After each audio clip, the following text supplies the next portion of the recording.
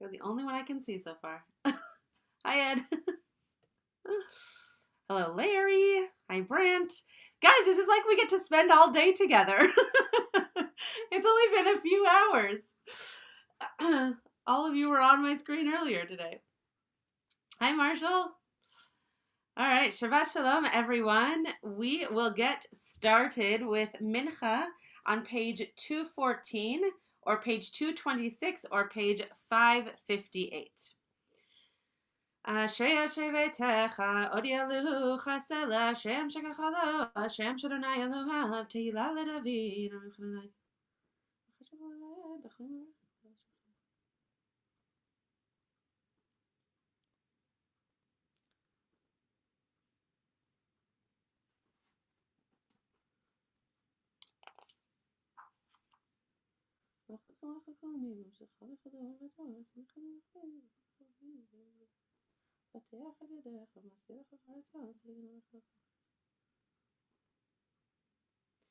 Tehillah Adonai Yedaber Pi, Vivarech Kol Basar Shem Kol Olam Va'ed, Va'anachnu Nevarech Yah, Me'atav Yad Olam Hallelujah, U'Ba'at Zion Goel, Shabbat Pesha V'Yakov Ne'um Adonai V'Avnei Zedek. Ve'ata Kodesh Yoshev Tehilot Yisrael, Ve'kara Ze El Ze Ve'amar, Kadosh Kadosh Kadosh, Adonai Tzevaot, Meloch La'aretz Kevodo, Mekablin Dain Min Dain Ve'amrion.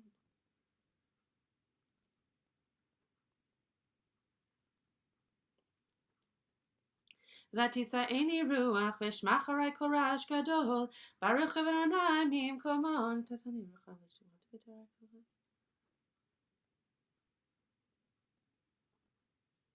אדוני ימלוך לעולם ועד.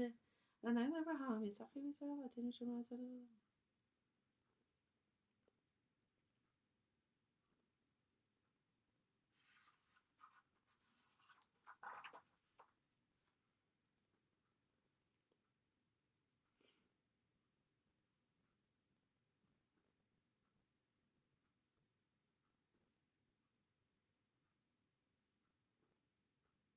ויבטחו בך יודעי שמך, כי לא עזבת דרכך אדוני. אדוני חפץ למען צדקו, יגדיל תורה וידיר. We'll read now from this coming week's parsha, from Vayechi. And we are going to be reading from chapter 4. Sorry, hold on one second here. Okay. Chapter 48. Nope. We're going to start chapter 47, the end of chapter 47. So chapter 47, verse 28 is the beginning of the first aliyah. If you're in the Eitz Chaim, it's on page 293. Baruch atah Adonai Eloheinu melech haolam asher kishanu mitzvotav v'tzivanu la'asok b'divrei Torah. Vayehi Yaakov be'eretz Mitzrayim 17 shana. Vayehi yemei Yaakov shnei chayav 7 shanim. Ve'arba'im u'me'at shana. Vayikrevu yemei Yisrael lamut. Vayikra livno le'Yosef. Vayomer lo imna matzati chen beinecha. Simna yadcha tachat yerechi. Ve'asita imadi chesed va'emet. Al na tikbereni b'Mitzrayim, v'shachavti im avotai, u'nesatani b'Mitzrayim, u'kvartani b'gvuratam, v'hayomer, anochi esech idvarecha, v'hayomer, hishava li, v'hishava lo, v'yishtachu Yisrael, al rosh hamita. Before I go on to the second aliyah, I'll just mention, where I had a few little trip ups. This was a parsha that I worked on with a bat mitzvah student for last year, and her little quirks, which I was used to hearing over and over and over again, are now in my brain as if it's muscle memory. It's amazing to think that we're coming upon 1 year milestones where we were with people and doing things in person, and really, really amazing that Sivana did that bat mitzvah last year, and just crazy that I am now doing it behind a screen for all of you today. The second aliyah is chapter 48, verse 1 through 3.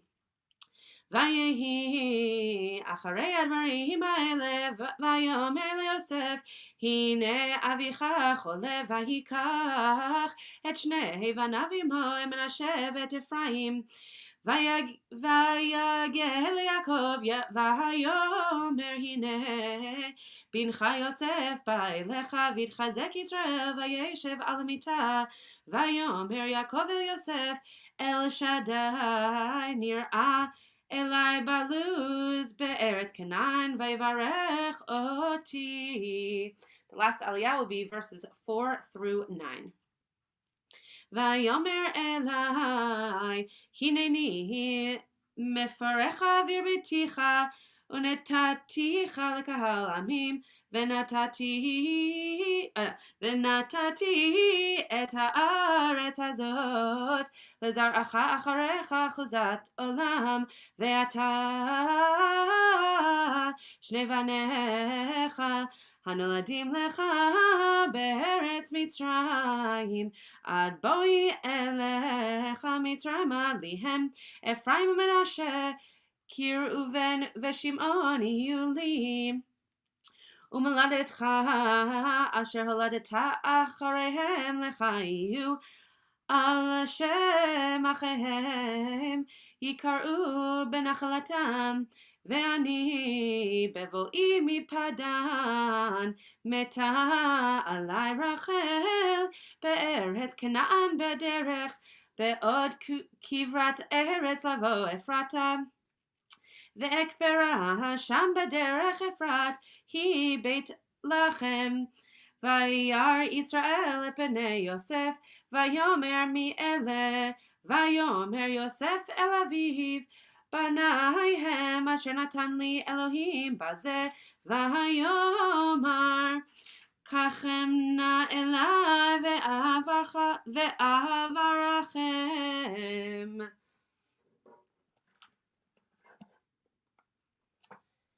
We will turn now to the continuation of Minha,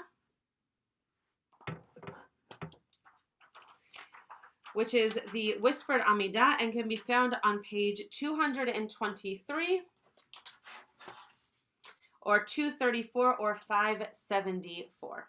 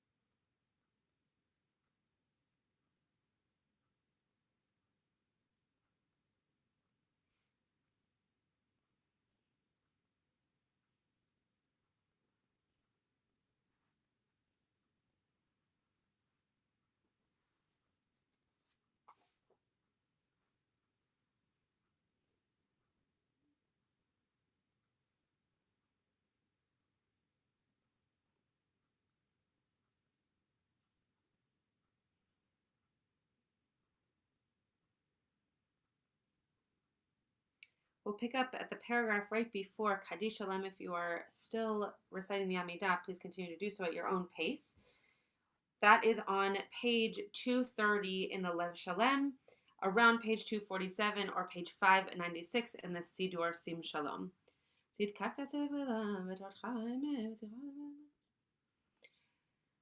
Adam v'ema toshia Adonai. Turn now to Aleinu. If you're able to do so, please rise page 231, page 248, or page 598. Aleinu l'shabeach l'adon hakol אנחנו קוראים משחווים ומודים לפני מלאכתכם.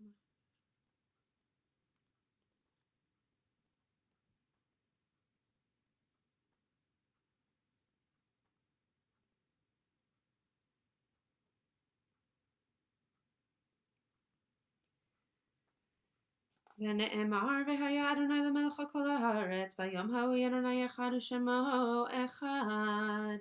Mourner's Kaddish, page 232, page 249, or page 600. יתגדל ויתקדש שמי רבה בעלמא דברה קירתי וימליך מלכותי בחייכון וביומכון ובחיי דכל בית ישראל בעגלה ובזמן קריב ואמרו אמן יהי שמי רבה מברך לעולם לעולמי עלמיה יתברך וישתבח ויתפאר ויתרומם ויתנשא ויתהדר ויתעלה ויתהלל שמי דקודשה בריחו לעילה מן כל ברכתה ושירתה תושבחתה ונחמתה דאמירן בעלמה ואמרו אמן יהי שלום הרבה מן שמיה וחיים עלינו ועל כל ישראל ואמרו אמן עושה שלום במרומיו הוא יעשה שלום עלינו ועל כל ישראל ואמרו amen. You may be seated.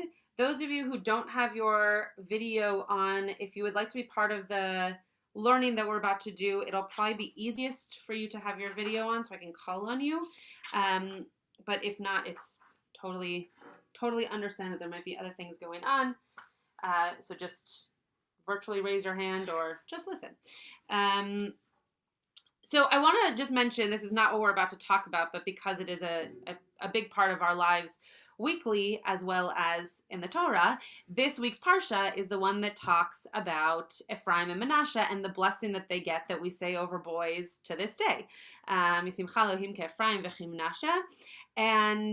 one of the fascinating pieces of that blessing is that the way in which the blessing is given, if you read it inside the Torah, is the same way that Jacob actually gives his blessing that Jacob receives his blessing without knowing.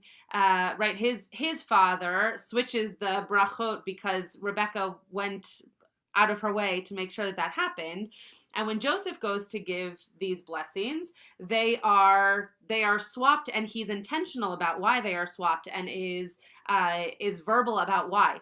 So it's interesting that those things trickle down through families, even if they're not the way that we expect them to be done, that by the time we at least get to Joseph, he has a reason for why he's giving the blessing to Ephraim and Menasha this way.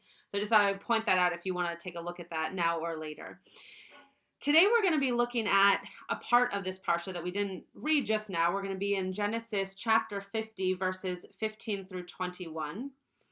And I want us to focus on, it's interesting that both this morning and today I'm not bringing you as many commentaries. I'm really focusing on the source itself.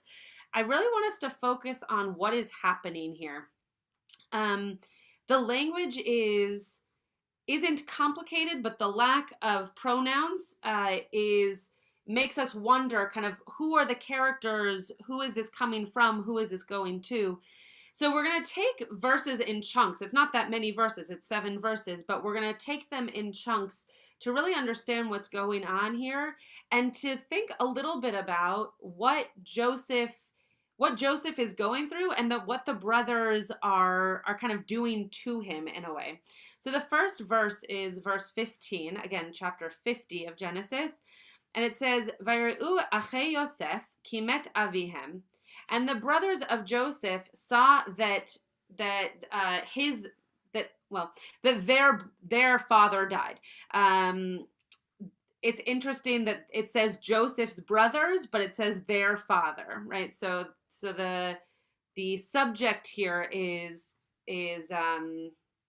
changing with how we relate to the brothers or to Jacob. Vayamru Lu. Lu is a word that if you wanna, I'm sure Larry has 17 books in front of him that he can tell us what it means. But it's a word that's never used again and means pen, means like lest you shall. So the commentators have a great time talking about why is Lu used here. So just so you know, Vayamru Lu, that's not a typo.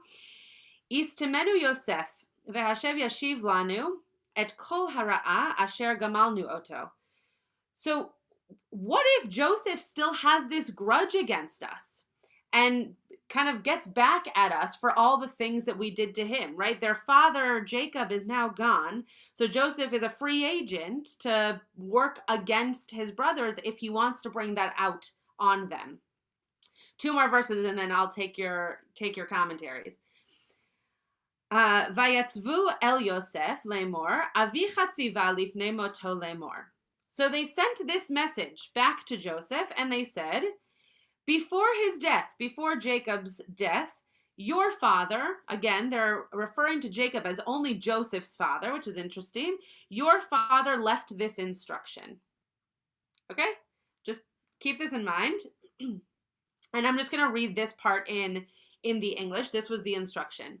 So shall you say to Joseph, forgive, I urge you, the offense and guilt of your brothers who treated you so harshly. Therefore, please forgive the offense of the servants of the God of your father. And Joseph was in tears as they spoke to him. So what's happening here? I say this to my 6th graders all the time, who can tell me in their own words what just happened in our Torah? What happened? You can just unmute and tell us. Yeah, Marlies. Okay, I think Gary wanted to say first. Same thing. They're scared. They're nervous. Okay. And they don't know quite what's going to happen. Right.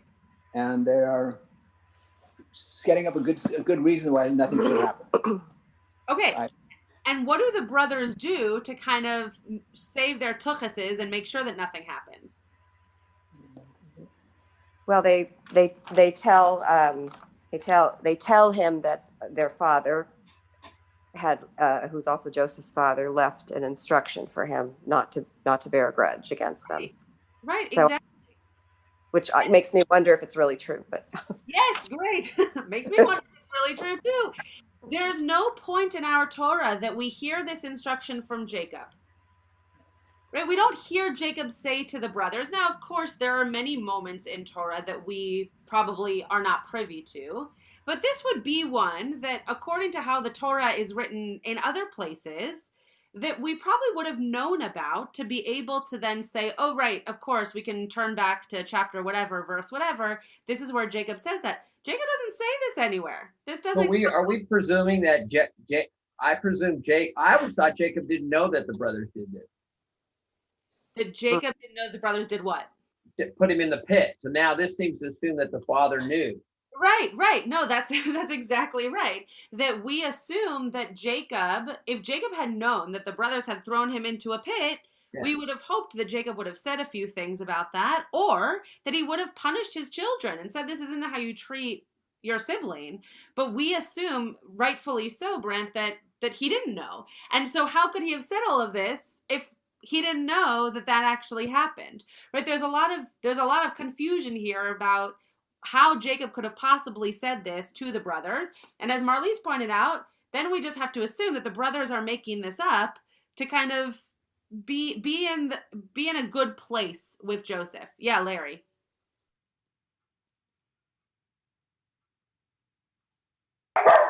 So it's not so long ago that we studied this with Rabbi Kligfeld. Oh, great. Marshall probably has better memory of this than I do. So you have to think of it in terms of the... Okay, Stevie, that's my son's dog. She has an opinion. She has an opinion, is right. Oh, in any case, hold on one second. El Yosef. In other words, they didn't tell Joseph himself. They sent a messenger to Joseph. Right. All this is being intermediated by this messenger. Great. And so you asked a question about that they said before his death, your father left this instruction, but that would make perfect sense if it were a messenger saying exactly that. Right? Why would it make perfect sense? Because it's not the brothers, it's the messenger saying this. Oh, I see what you're saying. So you're saying that the messenger could have been the one to craft this? Not to craft it, but those are the words that they sent with the messenger. They said, Got it. Okay, now I understand what you're saying. you tell him this. You say, before his death, your father left his instruction. He says, okay. I go to the brothers and I say, I go to Joseph and I say, before his death, your father left this instruction. Forgive you, I urge you. He just continues. Yeah. So hearing it from the mouth of the messenger, to me, sounds very different from hearing it from the mouth of Joseph. For sure. Yeah, no, that's a great point. And I hadn't focused that it could have been, secondhand, so to speak, but you're right that it's possible, especially because we know that when a messenger is involved, right, we don't know, did Rabbi Klickfeld talk about, was this a human messenger or was this an angel? Did that come up? I don't remember. I don't think so. But just to make my last point, and then I'll end with what I'm thinking. Yeah. If you imagine it's the messenger and it's not Joseph, yeah, Joseph's got to take it quite seriously. In fact, I don't think that there's anything in the message that suggests, at least in Hebrew, that your brothers told me to tell you this message that your father said to them, does it? So he can actually believe that this is a message that was left, and he was a witness to this by Yaakov, and of course he takes it seriously.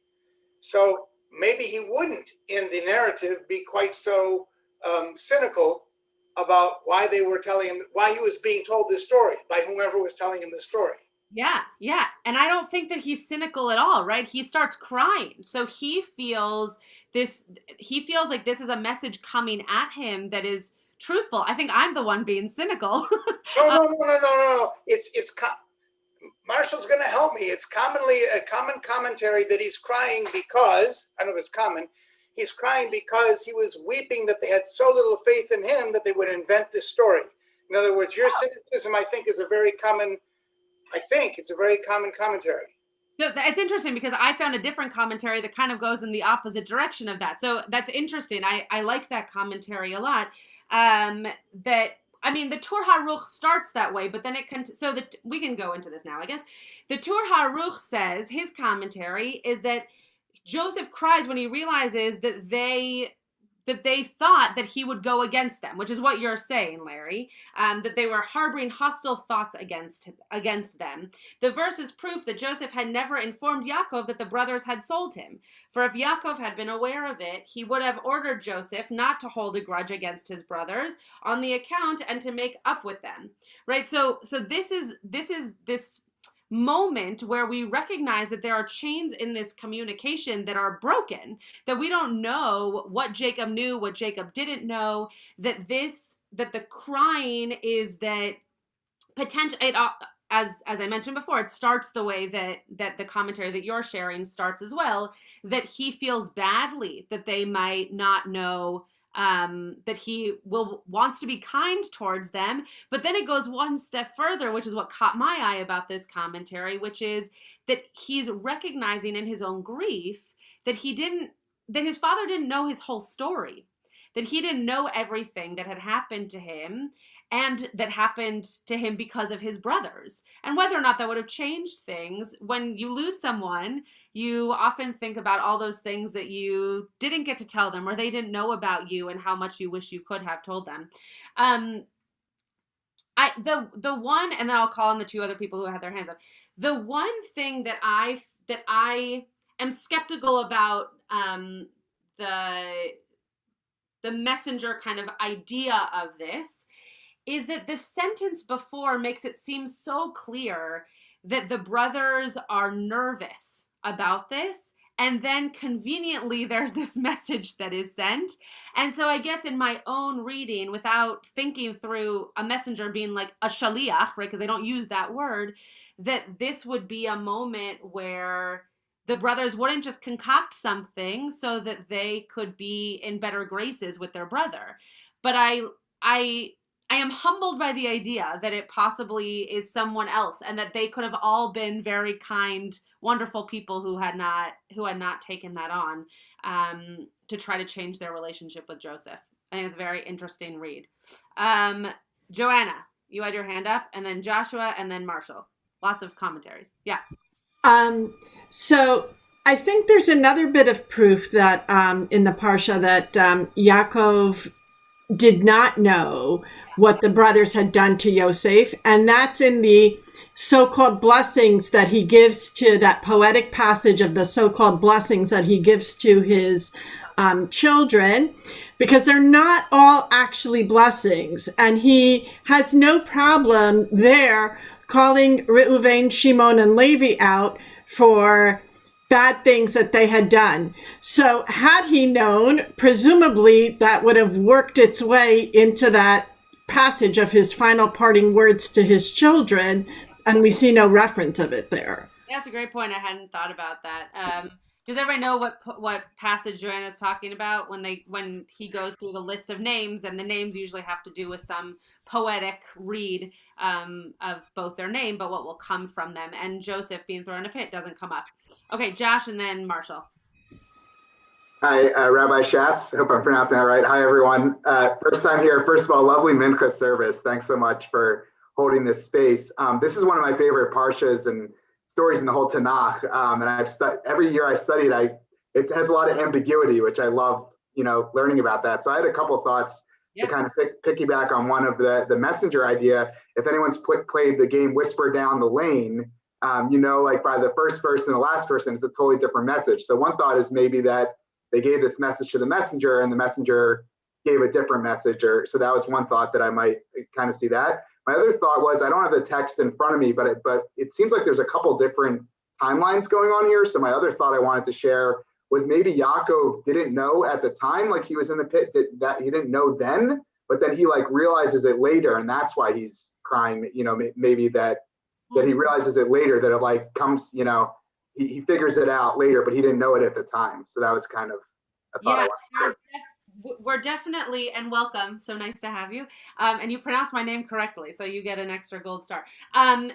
This is a moment where, we're not really sure, kind of, other than the fact that we know that this happens post Jacob dying, we don't really know. Is it immediate? Is it a few weeks later? Is part of this happening right as he dies, and then the message comes later on? We don't really know when that's happening. And the tears that you're kind of extrapolating is that from that we are able to see that grief is still being held, right? That whether or not it happened right after or later on, the fact that he still feels that grief, or potentially based on the commentaries that Larry brought up for us, that we are meant to think that he also feels badly that his brothers might think of him in a poor light. I think we're seeing a lot of, unfortunately the Torah does that a lot, but we're seeing a lot of timelines happening all around here. Marshall, you want to add something, and then we'll go to the next few verses. Well, I don't know where the idea of a messenger comes in at all. I don't see the word shaliach. I don't see the word malach or anything there. Robert Alter doesn't even use that phrase. Let me just start with verse 15 with Alter, then 16, and you'll see my point. Right. So, and Joseph's brothers saw that their father was dead, and they said, quote, "If Joseph bears resentment against us, he will surely pay us back for all the evil we caused him," unquote. And they charged Joseph, saying, "Your father left a charge before his death, saying, 'Thus shall you say to Joseph, we beseech you, pray the crime and the offense of your brothers, for evil they have caused you. And so now pray the crime of the servants of your father's God.'" So it seemed to me that they are in direct contact with Joseph. There's no intermediary here. Now, Alter has a footnote, though, which I don't know where he gets it from. Maybe someone can tell me, where he says, in any case, they send this message to an intermediary. For only in verse 18 are they represented as coming before Joseph. So maybe because, but there's ein mukdam u'meuchar b'Torah, right? So why is it, they were standing on the side there, so they said to him, listen, this is what our father told us. Right, right. I'm glad that you pointed it out, and Larry clearly has a rebuttal. So the thing that struck me also from the interpretation of there being messenger is that it very clearly says Vayitzavu el Yosef, which I guess could mean any other people, right? It could mean a group of others commanded this or told this or said this to Yosef. But it seems, because again, it comes right after verse 15, which you just read beautifully, it seems like it would be that if we're talking about the they of the brothers in that verse, that it would be the they of the brothers in the next verse. But Larry, explain to us the connection here. Yeah, it's all tied up in that preposition el, and I don't have my Torah Chaim here because it's still in the shul since March. Oh wow! For Bereshit, and I can't get in to get it. Yeah. The Torah Chaim has all the different many different commentaries on the page. Yeah. And I'm not looking at Sefaria until after Shabbat, but I'm pretty sure that there was a long conversation about that, and it all hinged on El. Can I just say one more thing before we go to the next commentary? Sure. I hadn't thought of this in our discussion several months back in the Rabbi's Rashi class, but this is fascinating because we don't know. We, as the readers, are not exactly sure because we don't know everything that happened. What Yaakov knew, we don't know what the brothers did or said outside of what's described, and we don't know what Yosef knew. But the brothers don't know what transpired between Yosef and Yaakov. We talked about that in the class, I don't remember. They don't know because Yaakov may have had different conversations with Yosef and they were party to. Mm-hmm. And the brothers also don't know what Yosef might know from other sources. Mm-hmm. And I could go on and on and on. And if you traced every tree of what people know, you would come up with a huge number of variations. All the actors are acting in a way which may or may not be consistent with what the other actors know or what they think they know. Mm-hmm. And isn't that really the way life is?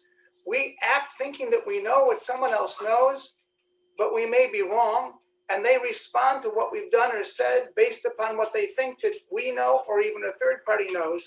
Right. So taking this all at once, his crying may be simply a crying about, the truth is, why should we suspect each other about anything? Right. Going back to what you said earlier this morning, we're brothers, we want to act as brothers and not to act as suspicious adversaries. Yeah, yeah. That's a beautiful drash on it. And I want to think that is why Joseph was in tears as well. That he, first of all, Joseph has many moments of tears and hugging, and we see him as a very compassionate and just touchy-feely guy. And this is a moment where the tears are not necessarily as explainable, right, as the moment like when he's hugging his brothers or when he cries on Benjamin's neck. It's a very different moment because these tears are coming and then they kind of go away. And I read them exactly the same way, Larry, that I think that these are tears of loss on all sides. Loss with the brothers, loss with the father, loss with the idea of that unity that I talked about this morning that was just a lack in their life completely. And so he's in tears as he speaks back to them after they share this message. I'm going to go on. I see that two of you still want to speak, but I'm going to go on just so we can get to these verses and then feel free to share afterwards. So his brothers, right, Joseph's brothers, went to him themselves, flung themselves before him and said, "We are prepared to be your slaves." Okay, so now based on this message, which we would have thought would have cleared everything up. Now all of a sudden they're kind of succumbing to what they thought in the first verse, right? That he might think that he needs to be powerful over them. And all of a sudden they're playing out that piece. So that is also a confusing thing here. And it says, Vayomer alehem Yosef, al tira'u ki hatachat Elohim ani. But Joseph says to them, don't see me like I'm second in command to God, right? It says, am I a substitute for God? Right? Am I now God in your eyes? Besides, although you intended me harm, God intended it for good. This might be, I'm all confused because I shared some of these verses this morning. This is either the first time or the second time that Joseph says this. This is the first time, because the second time comes at the end of the Parsha. This is the first time that Joseph brings up this point that he's going to bring up again of God did this for a reason. Don't be so hard on yourselves, right? God knew what was in the plan for me to be above you so that later on I could help you. So although you intended me harm, Joseph says, God intended it for good, so as to bring about the present result, the survival of many people. So he brings in a little bit of his Joseph-ness there, right? I'm not just doing good for you, I'm also doing good for everybody else, which obviously is wonderful. It's just a little bit haughty of him to say. Ve'ata al tira'u anochi achalkel etchem ve'et tapchem ve'nachem otam ve'daber al libam. And I love this phrase, ve'daber al libam. I think it's a beautiful phrase. And so fear not. I will, and it's really, and now you shall not fear. I will sustain you and your children. So he reassured them, speaking kindly to them. So based on what we saw in the first 3 verses, what happens in these last 4 verses? What's the relationship that's going on here? Yeah, Brent. I was going to say that I've been looking at this book, Twersky on Humash, the psychiatrist, and he makes a point that a person should be able to accept forgiveness, and a punishment of kindness can be more painful than a lashing. In other words, he's punishing them with kindness, and that's hard to accept. Sure. That they did this awful thing, and what the psychiatrist rabbi is saying, it's easier they're expecting to be punished. They don't like this kindness. It's not it's harder to accept than the actual punishment for what they did. And that's a struggle for the brothers. That's what this psychiatrist is pointing out. Yeah, it's a fascinating point, and one that we see in TV all the time, right? When a character does something wrong and he goes up to the offender and he says, punch me, just punch me, right? He's asking for it because he knows that if he gets hurt in the way that he feels like he should based on his actions, I'm saying he, it could be she obviously, that somehow that will go away. It'll be alleviated. That guilt will go away. The thing that sticks out to me here about this part, and it plays a little bit into that, I guess, that Joseph really now turns this on to don't worry about the past. Let's just get through the future, right? This is so much less about the brothers still being concerned about what Joseph is going to think, and now not making Joseph into God, but making Joseph into a character that can heal all of this. And it's possible, according to Rabbi Twersky, that's not what they wanted, but Joseph at least is trying to say, okay, let's get past this. We've been through this before. We've been divided before. Let's just come together. Our father has died. Let's figure out a way in which we can move on from this. And the brothers can't get around that. They don't know how to get out of this really paralyzing moment of, we did something bad to you. Don't you want to do something to us? Don't you want to somehow cause us some kind of pain? Does anybody else have any other thoughts here before we kind of wrap it all up? I'm going to read one more commentary, but before we wrap it up. Okay.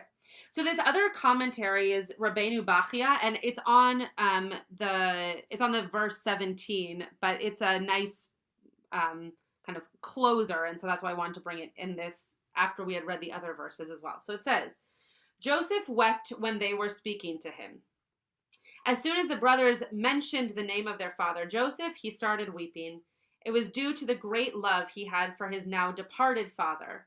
This stirred his sense of compassion, especially seeing that his brothers asked for his forgiveness. The Torah does not spell out that Joseph actually forgave his brothers. Our sages in the Talmud and Baba Kama say that if a person has wronged his fellow and regrets this wrong and determines not to act in the manner in which he's offended, he's done something, he says he'll never do it again, he is not forgiven by God until after he has made an effort to obtain forgiveness by the person who he offended. At any rate, the Torah is not on record anywhere that Joseph did forgive his brothers. The wording before us appears to make God's forgiveness conditional on Joseph's forgiveness.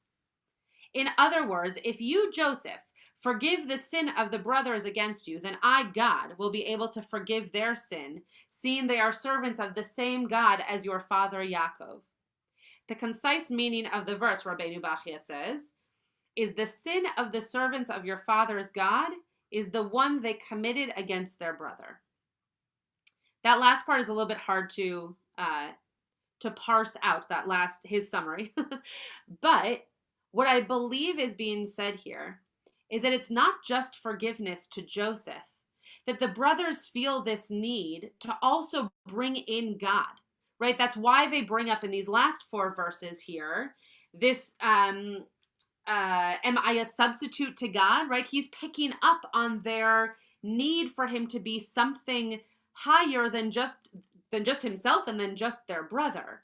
And so this forgiveness piece that the brothers are after here seems to also be a deeper guilt that they have with God and not just with Joseph. And the reason I called this forgiveness or just moving on is because Joseph doesn't allow for that.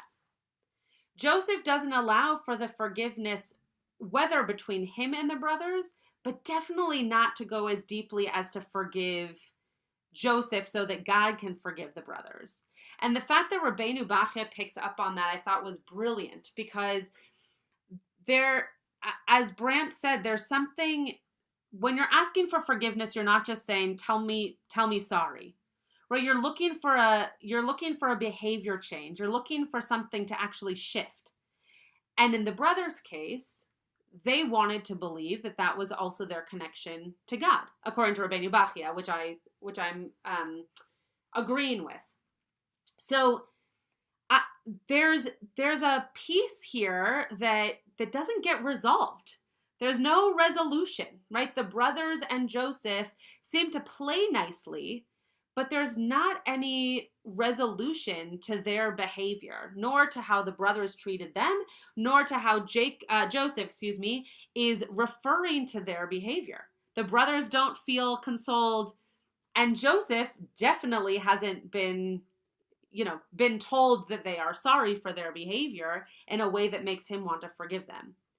So they just kind of are. They just kind of live in existence of one another. And this is why I think this last phrase of Vaydaber al libam is really interesting, because it doesn't say, and he forgave them. It says he spoke on their heart, right? He spoke to them. He spoke to who they are and who he wanted to see himself in them as being. But there was no forgiveness. And this is the end of Breshit. So we have to then wonder, is there ever forgiveness? Do we get forgiveness when we move on to the story of Moshe? Does somehow it all get resolved in the different tribes and all those kinds of things later on? It's an interesting, it leaves us on this real kind of unknown ending of what this cliffhanger of what's to come next. Are we the ones to look for that resolution? Is there no such thing as resolution? So I found this fascinating. I wanted to bring it to you because I think that it allows us to look through the lens of Vayechi, of this week's Parsha, in a very different way if we have this story in mind. It's not the center of the Parsha, But to me, it is the center of kind of how everything else flows around it, both the beginning of the Parsha and the end, and how the brothers end up in really just living in being with one another. Does anybody have any final thoughts on that before we go into Mariv? Yeah, Marshall. Well, Joseph had to cry, and it's like the floodgates of emotion started opening. Yeah. He realized that, okay, what would happen if his brothers said, if he said, I forgive you, Yeah. or his brothers said, I'm sorry for what we did to you? You know, what's it going to prove? Right. But Joseph is saying, I myself have to move on. I'm the most powerful guy here in Egypt.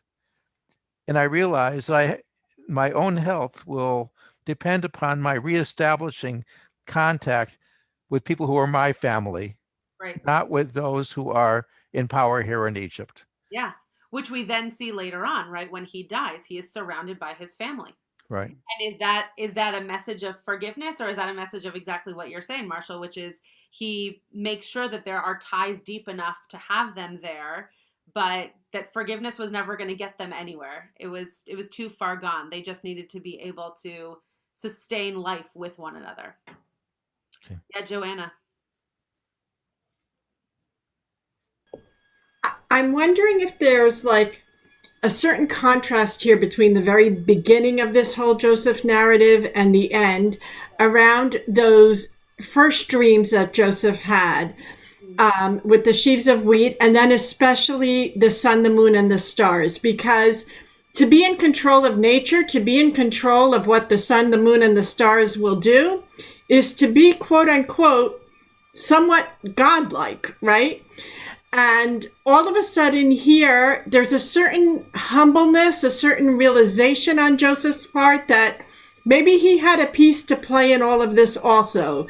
How he treated the brothers early on, you know, there was a piece there that he needed to own up to. So when he says, have no fear, am I a substitute for God? Joseph is perhaps showing that he has learned that lesson.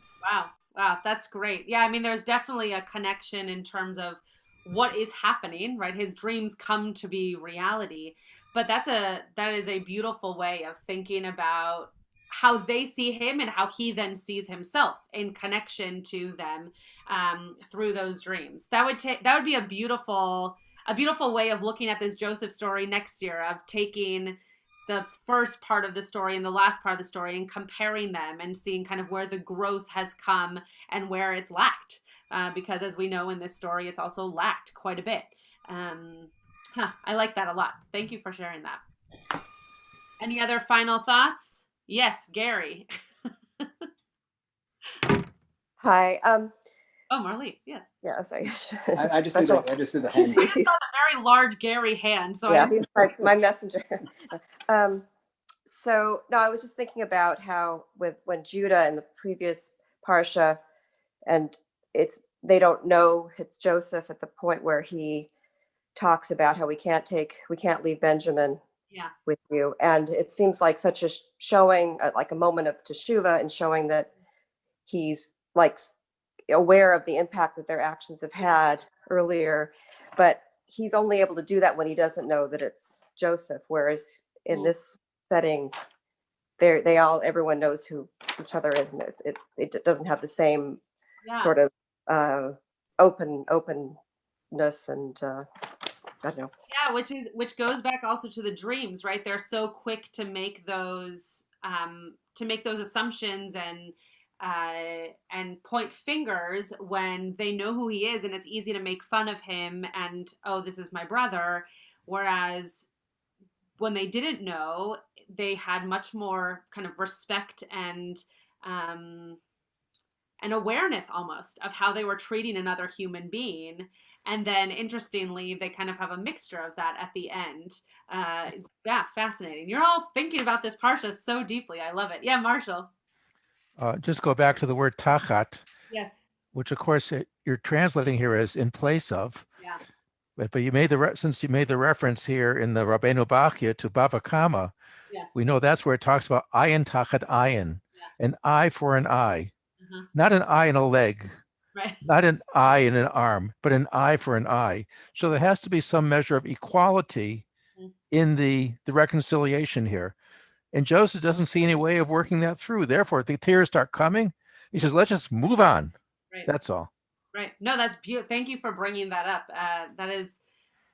It's a great drash in the making. It's a beautiful, beautiful connection.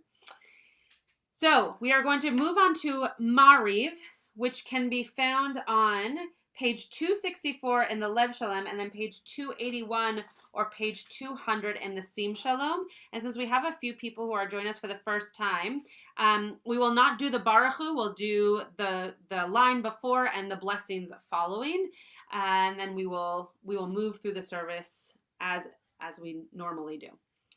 והוא רחום יכפר עוון ולא ישחית, והיא בא להשיב פה ולערכו חמתו, אדוני הושיע המלך יעננו ויום קורנו. ברוך אתה אדוני אלוהינו מלך העולם אשר בברום הערבה ומלך חוכמתו ישרים ובשבילם השנייתם לכם. ומעביר יום ומביא לילה ומבדיל בין יום ובין לילה, אדוני צבאות שמו, אל חי וקיים תמיד ימלוך עלינו לעולם ועד. ברוך אתה אדוני המעריב ערבים, אהבת עולם בית ישראל חתמת התורה מצוות חוקים ומשפטים ותמיד. ואהבתך אל תסיר ממנו לעולמים. ברוך אתה אדוני אוהב עמו ישראל, אל מלך נאמן. שמע ישראל אדוני אלוהינו אדוני אחד.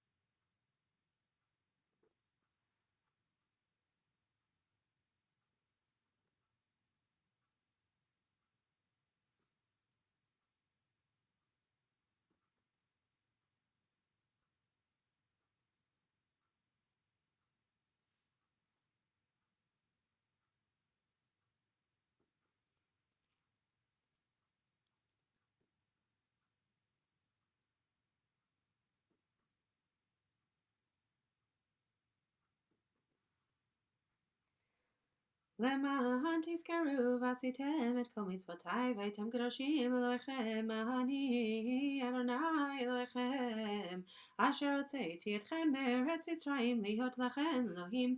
אני אדוני אלוהיכם אמת באמונה כל זו קיים עלינו כי אדוני אלוהינו.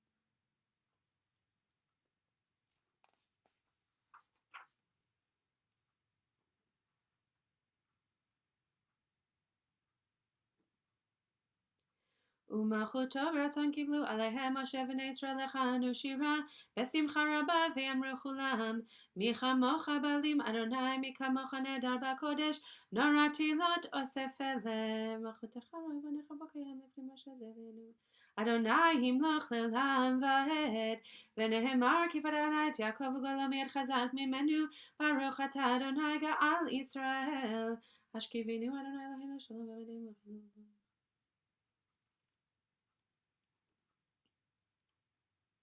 ושמור צאתנו ובואנו לחיים ושלום אתה ועד עולם. ברוך אתה אדוני שומר עמו ישראל לעד.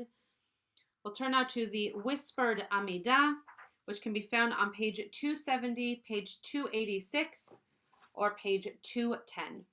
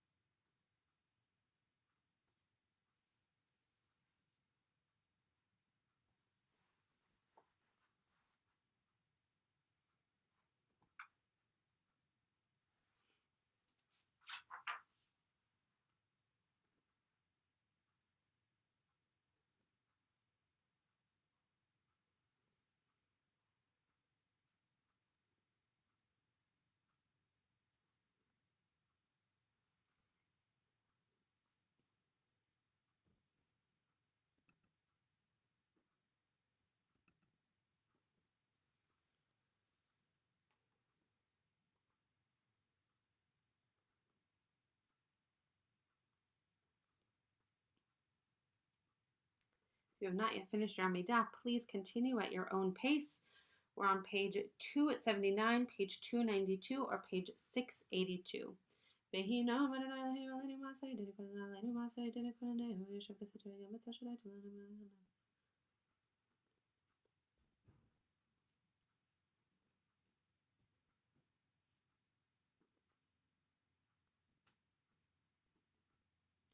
Yikraheni v'nei monachi b'tzarach aletzev v'chavadei orchem im aspi v'erei b'shuhati orchem im aspi ehu v'erei b'shuhati. Turn now to the Aleinu, page 281, page 297, or page 696. Aleinu leshabeach ladona koletet l'laretzer v'shish l'asana kigui aretzer v'lasama.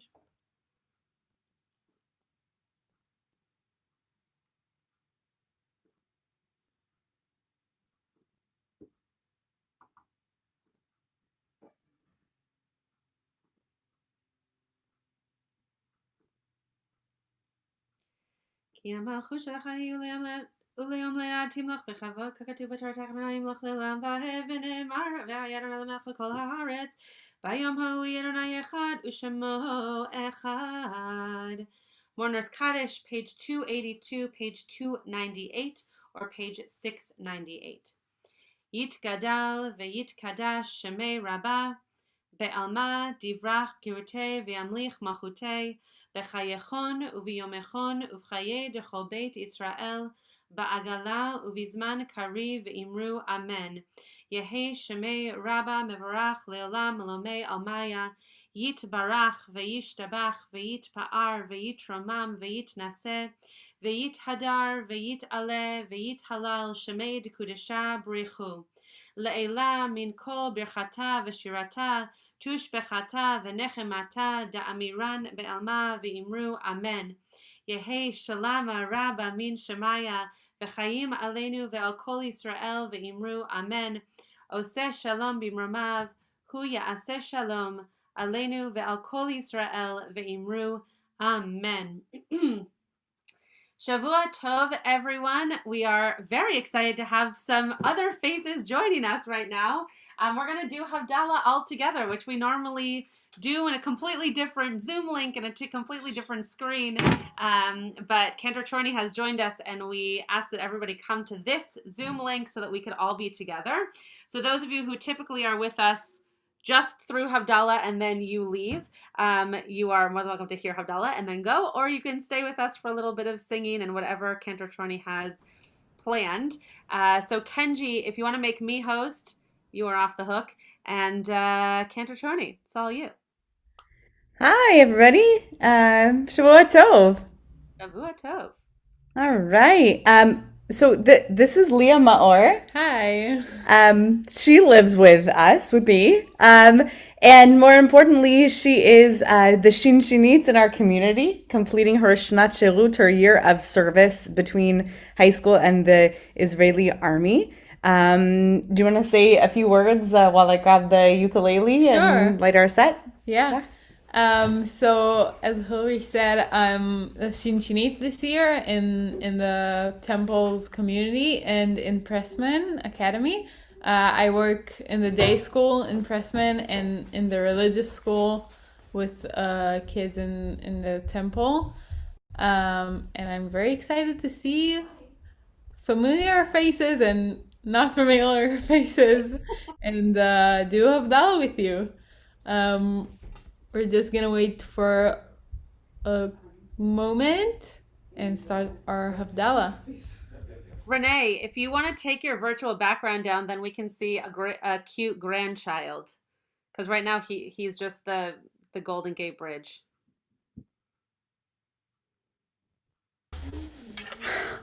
All right. Shall we do the opening paragraph? Yeah. All right. So usually we start with a little nigun. Still pretty in tune. Yeah, not bad, right?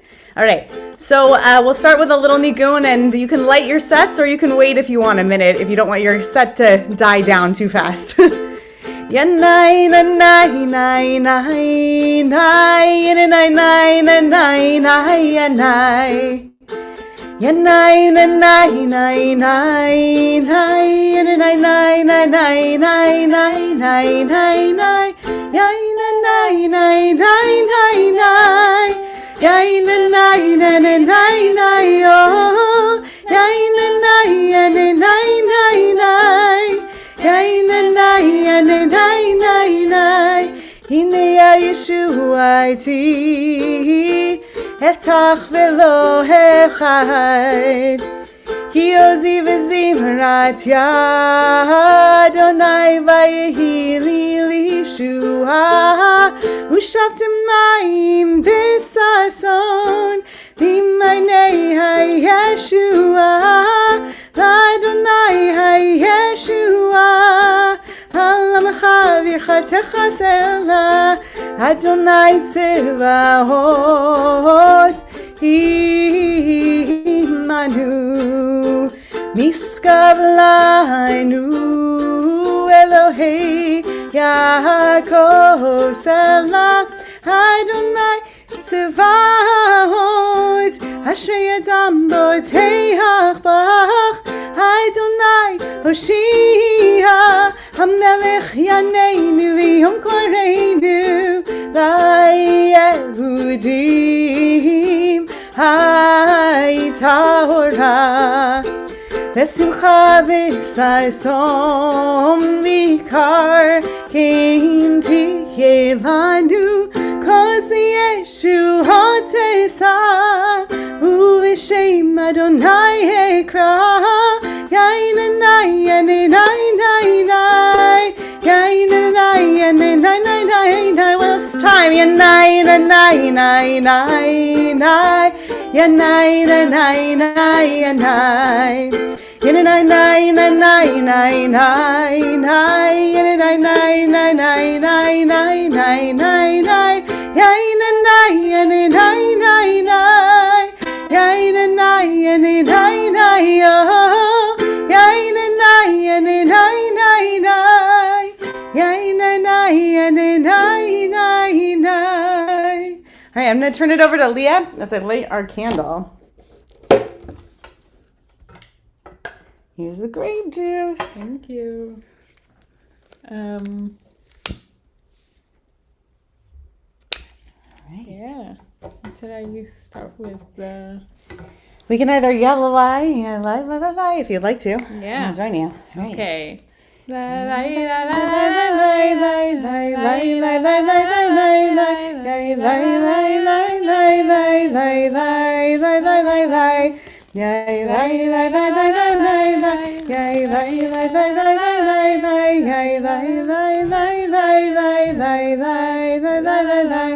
Baruch atah Adonai Eloheinu melech haolam Borei peri agafen Borei peri agafen Amen. Yai lai lai lai lai lai lai lai lai lai lai lai lai lai lai yai lai lai lai lai lai lai lai lai lai lai lai yai lai lai lai lai lai lai lai yai lai lai lai lai lai lai lai yai lai lai lai lai lai lai lai lai lai lai lai. Baruch atah Adonai Eloheinu melech haolam Borei minei besamim Borei minei besamim Amen. Yai lai lai lai lai lai lai lai yai lai lai lai lai lai lai lai yai lai lai lai lai lai lai lai lai lai lai lai lai yai lai lai lai lai lai lai lai yai lai lai lai lai lai lai lai yai lai lai lai lai lai lai lai lai lai lai lai. Baruch atah Adonai Eloheinu melech haolam Borei ha'esh Borei meorei ha'esh. Amen. Yai lai lai lai lai lai lai lai yai lai lai lai lai lai lai lai yai lai lai lai lai lai lai lai lai lai lai lai Yay, lay, lay, lay, lay, lay, lay, lay, yay, lay, lay, lay, lay, lay, lay, lay, yay, lay, lay, lay, lay, lay, lay, lay, lay, lay, lay, lay, lay. Baruch atah Adonai Eloheinu melech haolam, hamavdil ben kodesh lechol, hamavdil ben kodesh lechol. בנו חושך בין ישראל עמים, בין יום השביעי לששת ימי המעשה.